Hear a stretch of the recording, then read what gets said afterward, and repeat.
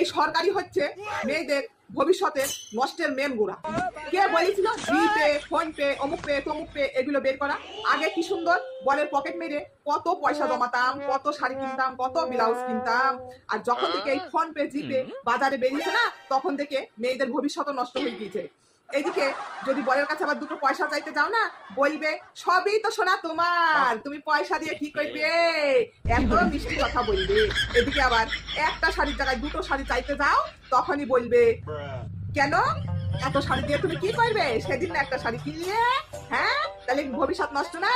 আবার এদিকে মাঝে মাঝে কোন মালিকা করোড়পতির মতো বলবে হ্যাঁ তুম তো প্যারি হ্যাঁ মেরি সোনা, হ্যাঁ তুমকো পয়সা क्या জরুরি, হ্যাঁ হ্যাঁ, তাহলে ভবিষ্যৎ নষ্ট না? এই সরকারের জন্য মেয়েদের দুটো পয়সা কামাই করা বরের পকেট মেরে তাও বন্ধ হয়ে গিয়েছে।